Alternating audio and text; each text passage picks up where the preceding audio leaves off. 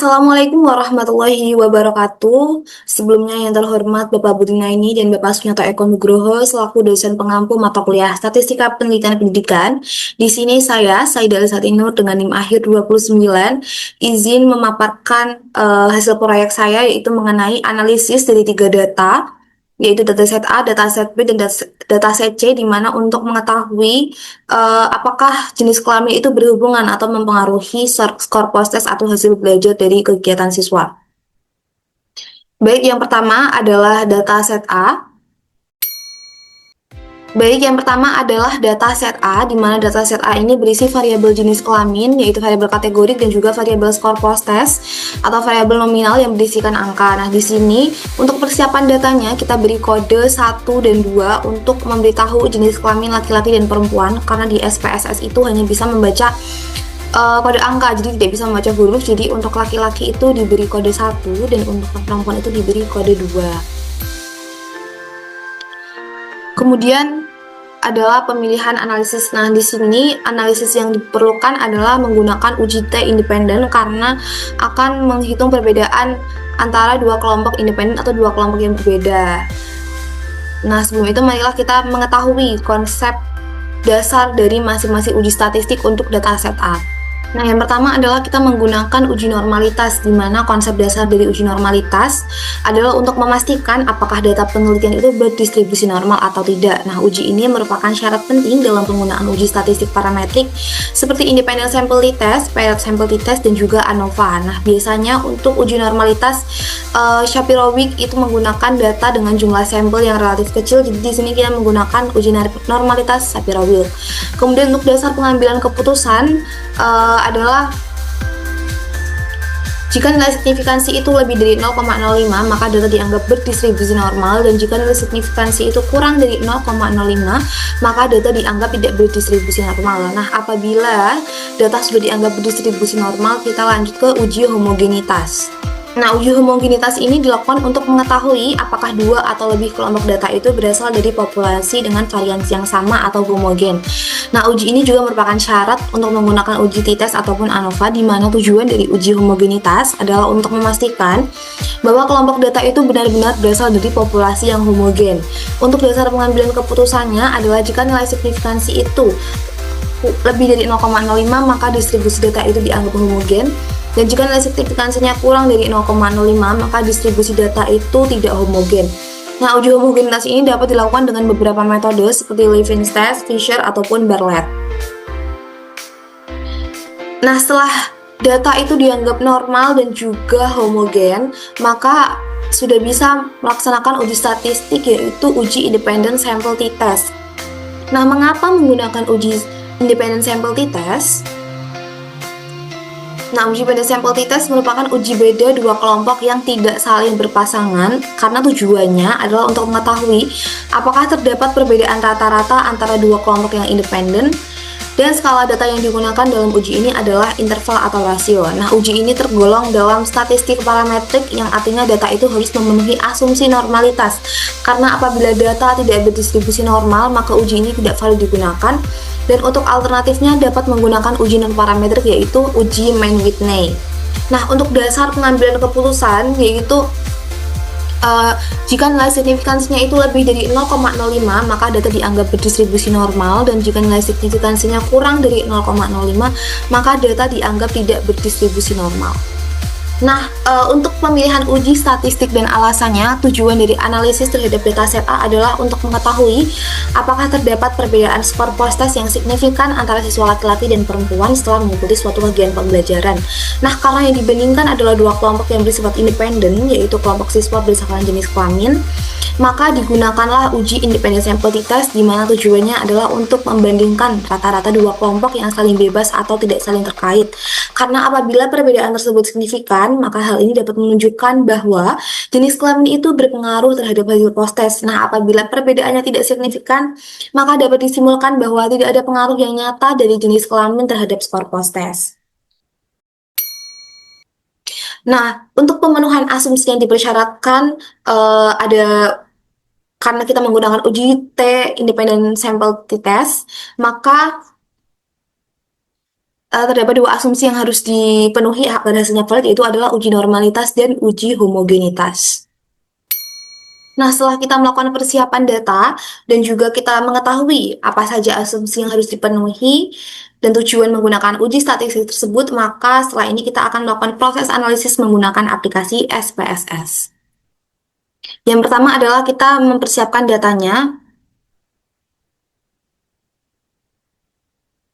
Ini adalah sudah terlihat bahwa ada dataset A, yaitu yang berisikan variabel jenis kelamin atau variabel kategorik dan juga variabel nominal atau skor post test. Nah, untuk memudahkan analisis kita menggunakan kode untuk menentukan jenis kelamin, yaitu untuk kode 1 kita gunakan untuk jenis kelamin laki-laki dan untuk kode 2 kita gunakan jenis kelamin perempuan. Maka disusun seperti ini. Mari kita melakukan analisis. Yang pertama adalah kita copy terlebih dahulu data-data yang ada di sini dengan total yaitu ada 40 sampel. Kemudian kita copy. Setelah itu kita masukkan ke program SPSS. Di sini saya siapkan data kosong untuk memudahkan tutorial analisisnya. Kita paste. Nah, kemudian karena di sini variabelnya belum diberi nama, kita beri nama untuk nama variabelnya. Di sini yang pertama adalah skor, kita beri nama skor, dan untuk labelnya kita beri nama skor post test. Kemudian untuk nama di sini adalah jenis kelamin. Kita beri nama labelnya jenis kelamin. Nah, karena tadi terdapat kode untuk jenis kelamin, kita beri kode di sini untuk penjelasannya, di mana untuk value 1 kita beri nama labelnya adalah laki-laki, kita add. Kemudian untuk value 2, jenis labelnya adalah perempuan, kita add. Kemudian kita klik OK. Nah, kemudian setelah selesai kita beri label, kita kembali lagi ke data view dan sudah terlihat bahwa di sini hasilnya sudah berbeda, sudah ada namanya. Kita lakukan pertama adalah uji normalitas terlebih dahulu. Yang pertama adalah kita analyze, kemudian kita klik descriptive statistik, kemudian explore. Nah, setelah explore, untuk skor post test, kita masukkan ke dependent list, dan untuk skor jenis kelamin, variabel jenis kelamin, kita masukkan ke vector list. Kemudian pada statistik, kita pastikan bahwa deskriptif itu sudah tercentang, lalu kita continue. Kemudian untuk plots, adalah kita klik normality plot with test. Kemudian histogram juga bisa dicentang apabila ingin mengetahui histogramnya. Lalu kita klik continue. Kemudian setelah itu kita klik OK. Nah, di sini sudah terlampir outputnya. Di sini sudah terlampir adalah output dari jenis kelamin, yaitu dari uji normalitas, dan kita akan menjelaskan tentang interpretasi hasilnya. Yang pertama, tadi sudah diingat bahwa dasar pengambilan keputusan itu adalah kita lihat dari nilai signifikansinya. Apabila lebih dari 0,05 maka data dianggap berdistribusi normal. Di sini terlampir bahwa skor tes laki-laki itu 0,216 dan untuk perempuan itu 0,485, maka data sudah dianggap berdistribusi normal. Nah, selain itu kemudian di sini ada histogramnya untuk memperlihatkan rata-rata skor post test laki-laki dan juga skor post test perempuan. Di sini adalah output dari QQ plots-nya, yaitu dapat dilihat bahwa pada QQ plot laki-laki itu sudah mengikuti garis diagonal, yang artinya bahwa data dianggap itu berdistribusi normal. Meskipun ada penyimpangan di bawah, tetapi tidak ada outlier di sini, jadi data dapat disimpulkan bahwa data itu berdistribusi normal. Kemudian pada perempuan juga di sini untuk titik-titiknya itu sudah mengikuti garis diagonalnya, jadi data sudah dianggap berdistribusi normal. Nah, kemudian di sini ada output juga, output box plot, di mana di sini untuk skor median laki-laki itu berada di rentang 68. Dan untuk skor median perempuan itu berada di rentang 57,5, di mana menunjukkan bahwa skor post test laki-laki itu cenderung lebih tinggi daripada rata-rata skor post test perempuan. Maka dari itu kita dapat melihat untuk perbedaannya apakah signifikan atau tidak, kita melihat pada uji independen sampel t-test, independent sample t-test, maka kita ini tadi saya 2 kali. Setelah ini kita melihat perbedaannya, tapi sebelum kita lanjut ke uji T independen, kita em, ke uji homogenitas terlebih dahulu. Baik, kita kembali ke data view lagi. Di sini kita cek dulu di variable view, kita pastikan bahwa sebelum melakukan uji homogenitas jenis kelamin itu masuk ke variabel nominal dan masuk ke pengukuran nominal, dan untuk skor itu masuk ke pengukuran dalam bentuk skala. Nah, setelah itu kita kembali ke data view, kita klik analyze, kemudian kita klik compare means, kemudian kita masuk ke one way ANOVA. Nah, untuk skor post test kita masukkan ke dependent list, dan untuk jenis kelamin kita masukkan ke faktor. Kemudian kita klik options. Nah, di sini kita centang pada bagian homogeneity of variant tense, lalu kita tes, lalu kita continue. Setelah itu kita klik OK untuk menjalankan analisis. Nah, di sini adalah terlihat tes hasil output dari uji homogenitas. Baik, kemudian adalah untuk uji homogenitas. Di sini kita melihat outputnya di sini di test of homogeneity of variance pada bagian yang based on mean atau misalkan rata-rata. Di sini kita lihat signifikansi dari uji homogenitas terdapat nilai 0,686 yang artinya signifikansi itu lebih dari 0,05. Bisa diingat bahwa dasar pengambilan keputusan bahwa data dianggap homogen itu adalah apabila lebih dari 0,05. Maka dapat disimpulkan karena nilai signifikansi lebih dari 0,05 bahwa varians yaitu antara laki-laki dan perempuan itu dianggap homogen dan bisa dilanjutkan untuk mengikuti uji statistik, yaitu uji T sampel independen. Baik, kita kembali lagi ke data view.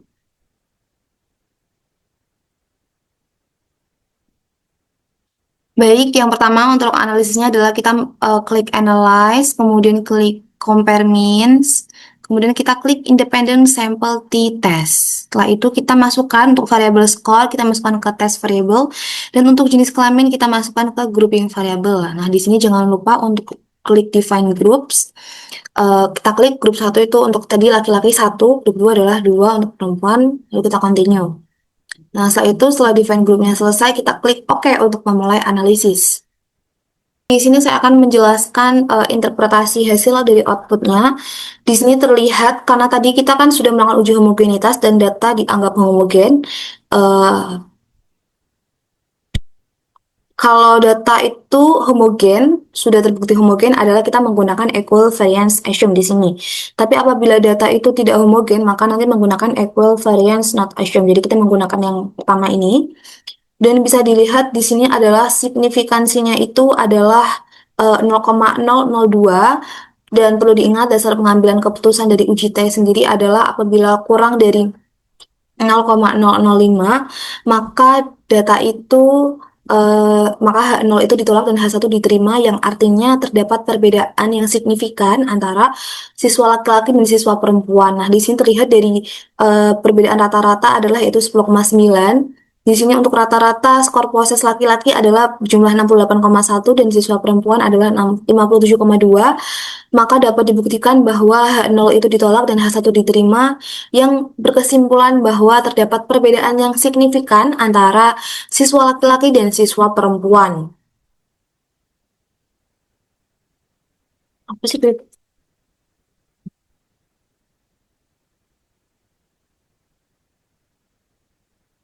Ya. Karena siswa laki-laki itu cenderung memiliki skor proses yang lebih tinggi, yaitu di sini terlihat adalah perbedaannya di sini terlihat 68,1 dan 57,2, maka terdapat perbedaan yang signifikan antara skor proses laki-laki dan skor proses siswa perempuan. Baik, kemudian adalah dataset B, di mana untuk persiapan datanya di sini terdapat outlier pada masing-masing skor post-test laki-laki dan skor post-test perempuan. Di sini saya akan perlihatkan outliernya.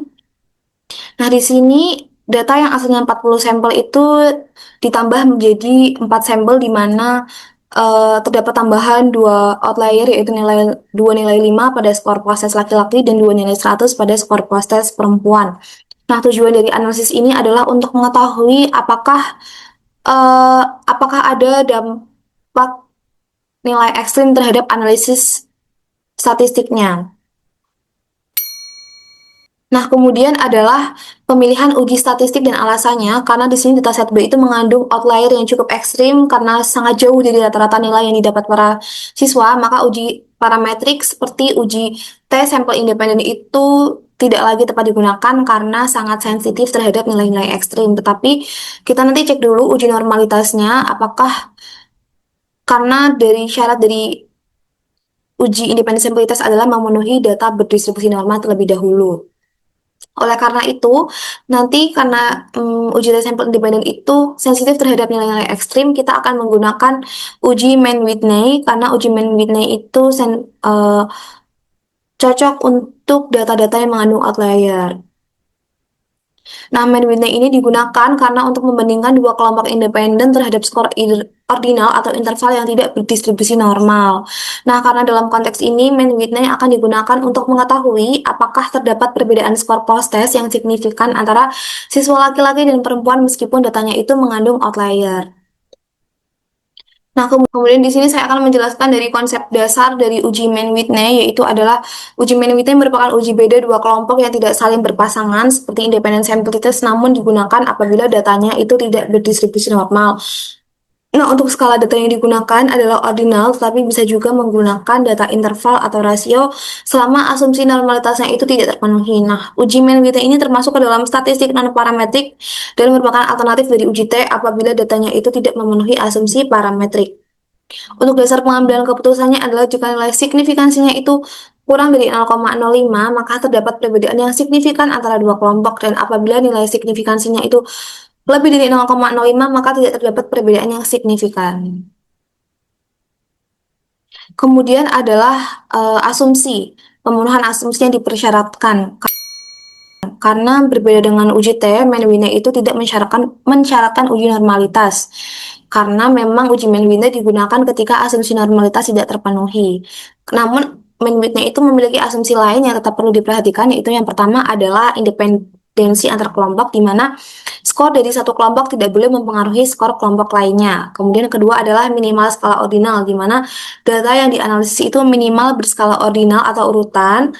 Eh, dalam konteks ini, skor proses adalah data kontinu atau interval. Nah, yang ketiga adalah distribusi bentuk serupa, yaitu atau homogenetas bentuk distribusi, di mana uji ini mengasumsikan bahwa bentuk distribusi dari dua kelompok itu relatif serupa. Tidak harus normal, tetapi bentuk distribusinya tidak terlalu berbeda secara ekstrim. Nah, apabila distribusinya itu sangat berbeda, maka uji ini menguji perbedaan bentuk distribusi, bukan median. Kemudian, mari kita lanjut pada proses analisis menggunakan SPSS. Nah, kemudian adalah kita cek untuk data analisis data set B. Yang pertama kita buka Excel-nya, kita copy datanya terlebih dahulu. Nah, di sini adalah kita copy data-data dari skor proses laki-laki beserta skor proses perempuan beserta kodenya. Ctrl C, kita kembali ke SPSS. Saya akan gunakan data baru ya. Kita bisa membuat data baru.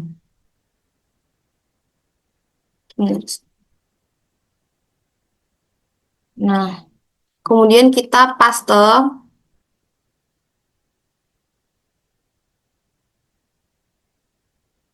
Nah, setelah kita paste, kembali kita apa namanya, beri nama variabelnya. Yang pertama adalah skor, kemudian adalah jenis kelamin. Kemudian pada labelnya kita juga beri label. Oh ya, di sini labelnya adalah kita lebih jelaskan dari namanya. Di sini adalah skor proses, sama ya seperti dataset A. Di sini saya memudahkan saja.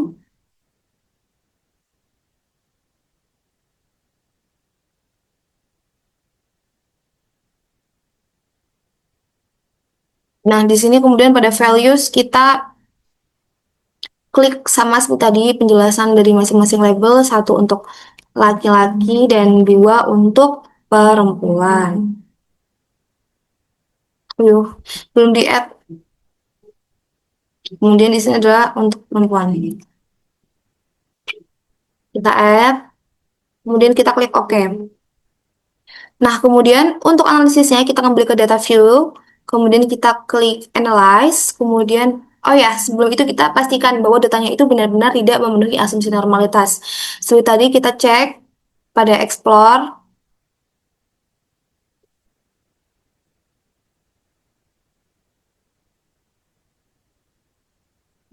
Bentar.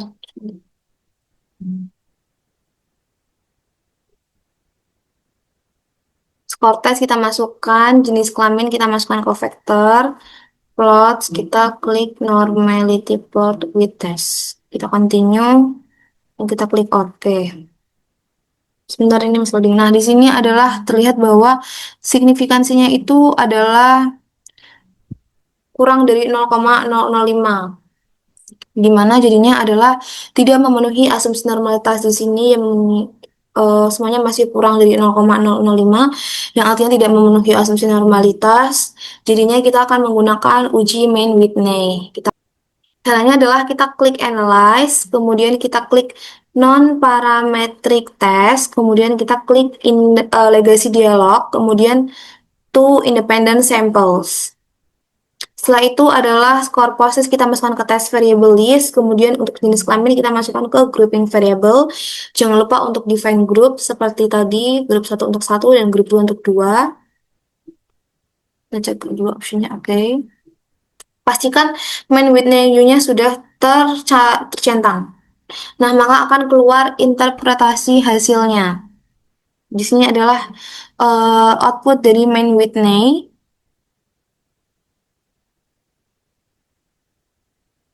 Kemudian adalah untuk interpretasi hasil dari uji main Whitney. Di sini terlihat bahwa untuk main ranknya adalah 25,75 dan untuk main rank perempuan adalah 19,25. Kemudian di sini terlihat bahwa nilai U yaitu adalah 170,500 dan untuk nilai signifikansinya adalah 0,093, di mana bisa diingat bahwa apabila lebih dari 0,05 yaitu maka tidak ada perbedaan yang signifikan antara skor proses laki-laki dan skor proses perempuan. Kemudian karena hasil main Whitney ini menunjukkan bahwa nilai U-nya adalah 170,500 dengan nilai signifikansi yaitu 0,093, maka tidak ada perbedaan yang signifikan antara skor proses laki-laki dan skor proses perempuan. Kemudian di main Whitney ini menghasilkan dua nilai U yaitu statistik U1 dan U2 dan interpretasi itu berdasarkan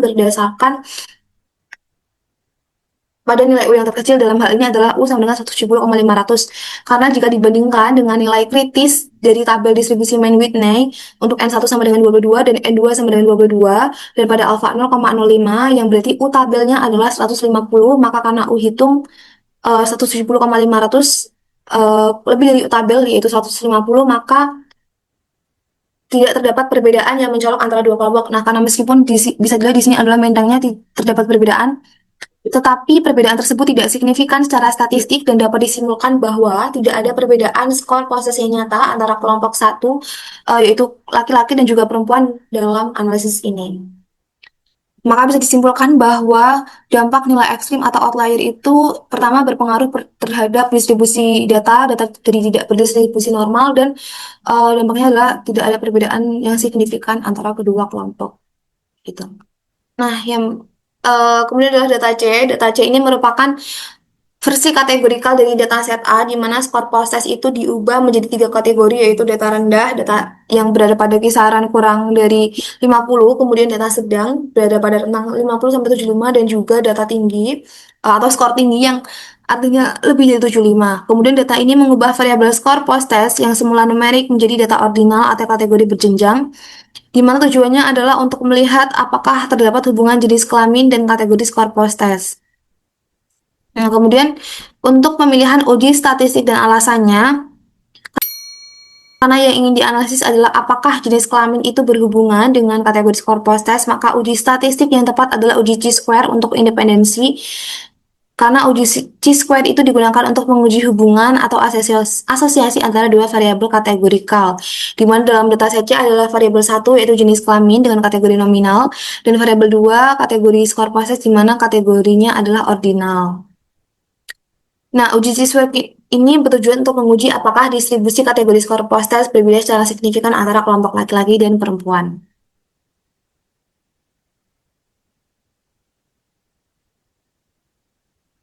Di sini saya akan menjelaskan mengenai em, penjelasan dari konsep dasar uji Chi-square-nya. Uji Chi-square ini bertujuan untuk menguji apakah terdapat hubungan antara dua variabel kategorik, yaitu variabel yang disusun dalam baris dan kolom, di mana data yang digunakan dalam uji ini adalah data kategorik atau frekuensi. Nah, untuk dasar pengambilan keputusannya adalah jika signifikansinya itu kurang dari 0,05, maka terdapat hubungan yang signifikan antara baris dan kolom. Jika signifikansinya itu lebih dari 0,05, maka tidak terdapat hubungan yang signifikan antara baris dan kolom. Kemudian adalah output yang pemenuhan asumsi yang dipersyaratkan, karena agar hasil uji Chi-square itu valid dan dapat dipercaya, perlu diperhatikan beberapa asumsi penting, yaitu data berupa frekuensi, di mana data yang dianalisis itu berupa jumlah siswa dalam masing-masing kategori, terpenuhi karena data saja itu telah diubah menjadi tabel kontingensi frekuensi. Kemudian adalah observasi itu bersifat independen, yang artinya setiap responden hanya masuk ke satu kategori skor dan satu jenis kelamin. Kemudian adalah adanya frekuensi harapan, tidak boleh ada expected frekuensi sama dengan 0.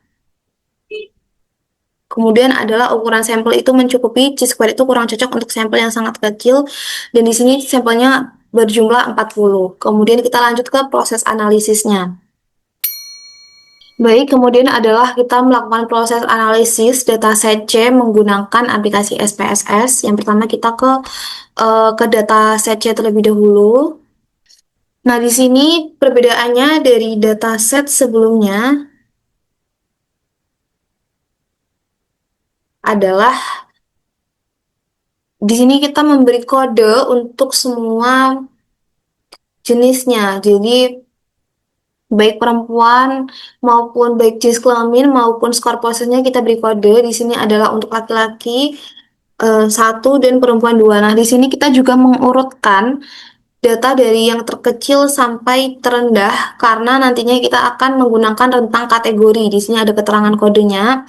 Karena skor rendah kurang dari 50 akan kita beri kode 1, kemudian untuk skor sedang yaitu 50 sampai 75 kita beri kode 2, dan untuk skor tinggi lebih dari 75 kita beri kode 3.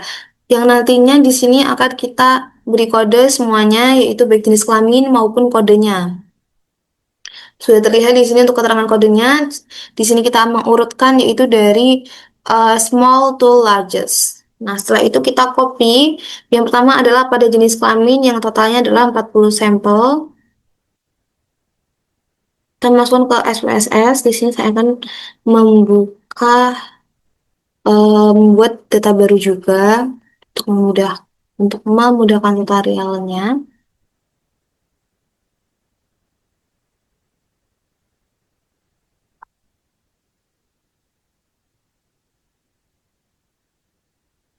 Kemudian yang terakhir adalah yang ini, kode nilai.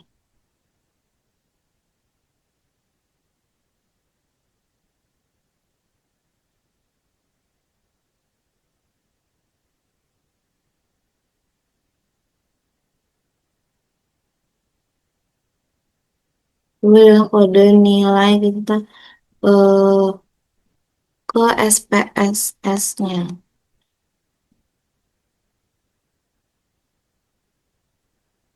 Nah, kemudian kita juga beri nama. Yang pertama adalah tadi kan ada jenis kelamin. Kemudian di sini kita beri nama skor. Kemudian di sini labelnya kita jelaskan adalah jenis kelamin. Values-nya di mana untuk satu itu adalah laki-laki, dan untuk values 2-nya belum, adalah perempuan. Oke. Kemudian yang skor, labelnya kita beri nama skor post test. Kemudian untuk values-nya kita 2 kita beri ke 1 adalah untuk skor rendah, add 2 untuk skor sedang, add kemudian 3 untuk skor tinggi. Kita add lagi, kemudian kita klik OK. Nah, dimana setelah semuanya sudah benar, Kita kembali ke data view, kita klik analyze, kemudian kita klik descriptive statistik, kemudian kita klik cross tab. Setelah kita cross tab, yang bagian jenis kelamin kita masukkan ke rows, kemudian skor puasa kita masukkan ke kolom. Kemudian di sini yang statistik kita klik jangan lupa centang chi-square, continue, kemudian kita klik OK. Nah, maka di sini nanti analisisnya akan keluar. Sebentar ini. Nah, nanti di sini analisisnya akan keluar yaitu output dari chi-square.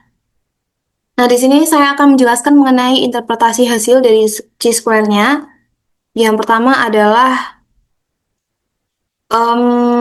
terlihat bahwa sebagian besar siswa laki-laki itu berada pada kategori skor tinggi, yaitu 8, dan sedangkan sebagian besar siswa perempuan berada pada kategori skor rendah, yaitu 7, dan sedang, yaitu 11. Meskipun tampak ada perbedaan distribusi kategori antar kelompok, maka perlu dilakukan pengujian statistik untuk memastikan apakah perbedaan tersebut signifikan, dan kita akan menggunakan uji chi-square. Nah, di sini menunjukkan uji chi-square ini menunjukkan nilai statistik sebesar 5,4 dengan nilai signifikansinya itu adalah 0,067. Nah, bisa diingat bahwa dasar pengambilan keputusan untuk chi-square itu lebih dari 0,05 dan di sini terdapat 0,067 yang artinya nilai ini lebih besar dari batas signifikansi yaitu 0,05 yang mana berarti hipotesis 0 tidak ditolak sehingga dapat disimpulkan bahwa tidak terdapat hubungan yang signifikan antara jenis kelamin dan juga kategori skor proses siswa. Hal ini didukung oleh uji likelihood ratio dengan prevalence sebesar 0,058 yang artinya ya juga tidak signifikan di sini. Nah, namun pada bagian linear by linear association yang diperoleh nilai signifikansi sebesar 0,027 nilai ini mengindikasikan adanya kecenderungan linear antara jenis kelamin dan ukuran kategori skor post-test yaitu bahwa laki-laki cenderung memiliki skor yang lebih tinggi dibandingkan perempuan. Meski begitu, karena uji utama percent chi-square menunjukkan hasil yang tidak signifikan. Nah, kita melihatnya dari sini saja, yaitu di percent chi-square, yaitu kita mendapat signifikansi 0,067 yang artinya lebih dari 0,05. Maka dapat disimpulkan bahwa tidak ada hubungan yang signifikan secara statistik antara jenis kelamin dengan kategori skor post-test. Nah, jadi dapat disimpulkan ya bahwa di sini tidak ada hubungannya antara jenis kelamin dengan skor post-test siswa berdasarkan uji chi-square. Nah, kemudian adalah kita melakukan perbandingan analisis dari ketiga dataset, yaitu baik dataset A, dataset B, dan dataset C, di mana setiap dataset itu memiliki kelebihan dan juga keterbatasan dalam proses analisis statistik. Yang pertama adalah dataset A yang berisikan data jenis kelamin dan skor post-test dalam bentuk numerik kontinu tanpa outlier, yang memiliki kelebihan utama yaitu memenuhi asumsi normalitas dan juga homogenitas, yang hal ini memungkinkan penggunaan uji tes sampel independen. Namun keterbatasannya adalah data ini bersifat terlalu ideal sehingga kurang merepresentasikan kondisi nyata di lapangan yang seringkali mengandung nilai ekstrim atau distribusi yang tidak sempurna karena memang terkadang dalam proses pembelajaran juga terdapat nilai-nilai ekstrim dari hasil belajar siswa. Kemudian untuk data set B adalah versi dataset A yang merupakan berisi tambahan outlier yaitu nilai yang sangat rendah untuk laki-laki dan nilai yang sangat tinggi untuk perempuan yang mencerminkan variasi real dalam pengumpulan data di dunia pendidikan. Nah, kelebihannya itu terletak pada keautentikan data yang lebih realistis, namun keterbatasannya adalah tidak dapat dianalisis menggunakan uji parametrik karena pelanggaran terhadap asumsi normalitas, sehingga harus menggunakan uji non-parametrik seperti uji Mann-Whitney yang lebih tahan terhadap outlier, tetapi memiliki daya statistik yang lebih rendah dan tidak menghitung perbedaan rata-rata melainkan peringkat. Kemudian dataset C yang menyederhanakan skor post-test menjadi 3 kategori yaitu rendah, sedang, tinggi yang memudahkan interpretasi dan sangat berguna untuk kebijakan pendidikan berbasis kategori capaian siswa. Nah, ujian digunakan adalah chi-square yang dapat mengidentifikasi ada tidaknya hubungan antar variabel kategorikal, namun kelemahannya adalah hilangnya informasi detail seperti nilai rata-rata atau standar deviasi yang dapat mengurangi sensitivitas analisis terhadap perbedaan kecil antara kelompok karena chi-square ini hanya menggunakan garis besar dari kategori yaitu hanya dibagi menjadi 3 kategori, jadi tidak mencerminkan adanya sensitivitas analisis karena tidak menjelaskan nilai-nilainya, hanya menggunakan kategori. Nah, kemudian adalah apabila resiko jika uji statistik yang dipilih untuk dataset A diterapkan untuk menganalisis dataset B. Ini karena dataset B itu mengandung outlier ekstrim yang menyebabkan distribusi data itu tidak lagi normal dan varians antar kelompok mungkin tidak homogen. Nah, karena uji T itu merupakan uji parametrik yang bergantung pada asumsi normalitas dan homogenitas, resiko utamanya adalah munculnya kesimpulan statistik yang menyesatkan, misalnya bisa terjadi false positif atau menyimpulkan adanya perbedaan yang signifikan padahal sebenarnya tidak ada, atau false negatif, gagal mendeteksi perbedaan yang sebenarnya signifikan. Hal ini tentu saja merugikan dalam konteks penelitian pendidikan karena kebijakan atau intervensi yang dibuat berdasarkan hasil analisis yang salah bisa berdampak negatif terhadap proses pembelajaran. Oleh karena itu, pemilihan metode uji statistik yang sesuai dengan karakteristik data sangat krusial untuk menghindari bias analisis. Kemudian adalah dampak hasil analisis masing-masing dataset terhadap proses belajar dan kebijakan pembelajaran, di mana untuk hasil analisis pada set A menunjukkan bahwa terdapat perbedaan yang signifikan antara skor proses laki-laki dan perempuan, di mana siswa laki-laki itu memiliki rata-rata skor lebih tinggi dan memberikan dasar kuat bahwa jenis kelamin itu berpengaruh terhadap hasil belajar. Dampaknya terhadap proses belajar adalah guru dan institusi pendidikan dapat mempertimbangkan pendekatan pembelajaran yang berbeda untuk masing-masing kelompok gender. Jadinya misalnya terdapat pendekatan yang berbeda antara gender laki-laki dan juga perempuan untuk memberikan dukungan tambahan kepada siswa perempuan yang cenderung memiliki capaian lebih rendah. Kebijakan pembelajaran juga bisa diarahkan untuk mengatasi kesenjangan gender dengan merancang strategi intervensi yang lebih inklusif dan adaptif. Kemudian adalah pada dataset B, di mana hasil uji Whitney menunjukkan bahwa tidak ada perbedaan yang signifikan antara skor proses laki-laki dan perempuan. Meskipun nilai min rank laki-laki itu lebih tinggi, perbedaan tersebut tidak signifikan untuk menyatakan bahwa jenis kelamin itu mempengaruhi skor post-test. Hal ini mengindikasikan bahwa kehadiran outlier itu sangat mempengaruhi distribusi dan hasil uji, yang berdampak pada konteks pembelajaran bahwa guru tidak perlu secara otomatis menyimpulkan adanya perbedaan performa antara gender hanya berdasarkan nilai rata-rata, karena distribusi dan nilai ekstrim bisa mengaburkan perbedaan yang sebenarnya tidak terlalu kuat. Kebijakan pendidikan yang terburu-buru menyimpulkan kesenjangan berbasis gender tanpa mempertimbangkan distribusi data secara menyeluruh bisa beresiko salah sasaran, yang kemudian salah satunya adalah selain dari faktor hasil belajar juga terdapat faktor-faktor di luar itu, misalnya motivasi siswa ataupun faktor eksternal dari keluarga ataupun yang lainnya. Kemudian pada dataset C itu menggunakan pendekatan kategorikal dan menunjukkan bahwa secara statistik tidak ada hubungan yang signifikan antara jenis kelamin dan kategori skor post-test. Meskipun tidak signifikan secara keseluruhan, hal ini menunjukkan adanya arah kecenderungan yang patut diperhatikan. Dalam konteks pembelajaran, guru dapat menjadikan informasi ini sebagai pertimbangan awal untuk menelusuri faktor-faktor lain yang menyebabkan perbedaan capaian antar gender. Kebijakan yang dihasilkan dari data kategorikal ini lebih bersifat deskriptif dan dapat digunakan untuk segmentasi atau pengelompokan siswa guna perencanaan pembelajaran yang lebih terstruktur. Jadi sebelum guru menyusun modul ajar dapat melihat adanya perbedaan antara gender, misalnya hasil belajar ataupun motivasi siswa. Kemudian yang terakhir adalah ketepatan pemilihan uji statistik berdasarkan karakteristik data. Pemilihan uji statistik pada ketiga dataset telah dilakukan dengan tepat berdasarkan karakteristik data masing-masing, di mana pada dataset A itu digunakan uji tes sampel independen karena data berbentuk numerik kontinu dan untuk menguji dua kelompok independen atau dua kelompok yang berbeda.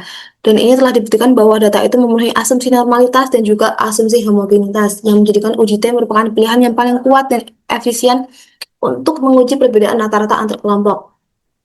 Kemudian adalah pada dataset B, yaitu uji parametrik seperti uji T tidak lagi cocok karena data mengandung outlier ekstrim yang menyebabkan distribusi itu menjadi tidak normal. Hal ini dikonfirmasi oleh uji Shapiro-Wilk yang menjelaskan bahwa hasilnya adalah kurang dari 0,05 pada kedua kelompok. Oleh karena itu, penggunaan uji Mann-Whitney yang merupakan uji non-parametrik untuk dua kelompok independen dan tidak mensyaratkan distribusi normal merupakan pilihan yang tepat. Uji ini lebih tahan terhadap outlier dan digunakan untuk membandingkan peringkat skor, bukan nilai rata-rata secara langsung. Kemudian pada dataset C, Skor proses telah dikategorikan ke dalam 3 tingkat, yaitu rendah, sedang, tinggi, sehingga bentuk datanya menjadi kategorikal ordinal. Dengan 2 variabel kategorikal, jenis kelamin dan kategori skor, maka uji statistik yang tepat adalah uji chi-square yang tidak mensyaratkan normalitas dan digunakan untuk mengetahui apakah ada hubungan antara 2 variabel kategori. Nah, semua asumsi uji chi-square juga telah dipenuhi seperti tidak adanya expect count, yang karena itu pemilihan uji chi-square juga dinilai sangat tepat. Nah, secara keseluruhan dari ketiga uji statistik di mana dataset A itu menggunakan uji tes sampel independen, dataset B menggunakan uji Mann-Whitney, dan uji dataset C menggunakan chi-square telah dipilih dengan tepat dan disesuaikan dengan tipe data, bentuk distribusi, dan tujuan analisis yang menunjukkan pemahaman metodologis yang akurat terhadap penggunaan statistik dalam penelitian pendidikan. Demikian pemaparan dari hasil analisis dari dataset A, dataset B, dan dataset C beserta penjelasannya. Mohon maaf apabila terdapat kesalahan kata ataupun penjelasan. Sekian dari saya. Wassalamualaikum warahmatullahi wabarakatuh.